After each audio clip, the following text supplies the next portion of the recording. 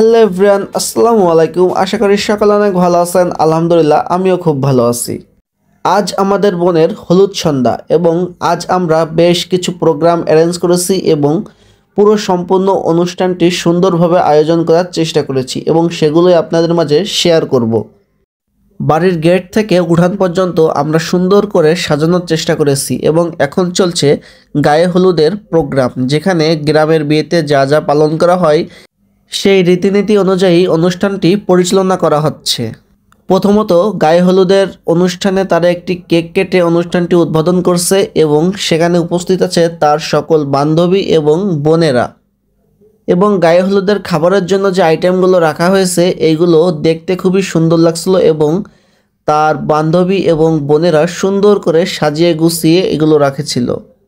So cake কাটার পরে সকল আনুষ্ঠানিকতা শেষ হওয়ার পরে এখন আমরা চলে যাচ্ছি সাংস্কৃতিক অনুষ্ঠানে এবং সামনে প্রচুর লোক হয়েছিল এবং সবাই সুন্দর সুন্দর নাচ উপহার দিয়েছিল আমাদের এবং আমরা চেষ্টা করছিলাম বাইরে থেকেও একটু শিল্পী আনার জন্য।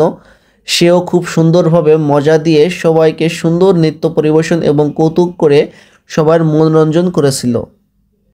একদিকে গায়ে হলুদের কাজ এবং অন্যদিকে পরের দিনে রান্নার জন্য প্রস্তুতি। এখানে গরু জবাই করে মাংস কাটা হচ্ছিল এবং সেখানেও আমাদের কিছু লোক ছিল এবং এগুলো দেখাশোনা করতে হচ্ছিল। গরুর পাশাপাশি এখানে খাসিও জবাই দেওয়া হয়েছিল এবং খাসিটাকে সুন্দর করে ছুলে মাংস বানানো হচ্ছিল। এদিকে পরের দিনে রান্নার জন্য সকল কোটাবাটা রেডি করে রাখছিল বাবুর্চিরা, যাতে তাদের কাজটা একটু সহজ হয় এবং সেটা একটু ভিডিও করে নিয়েছিলাম। সো সব মিলে গায়ে হলুদের দিনটা আলহামদুলিল্লাহ খুব ভালোই কেটেছে এবং পরের দিনের ভিডিওর জন্য আপনারা অপেক্ষা করুন এবং ভিডিওটি ভালো লাগলে অবশ্যই একটি লাইক কমেন্ট শেয়ার করে দেবেন। সবাইকে ধন্যবাদ ভিডিওটি দেখার জন্য। আসসালামু আলাইকুম সবাইকে।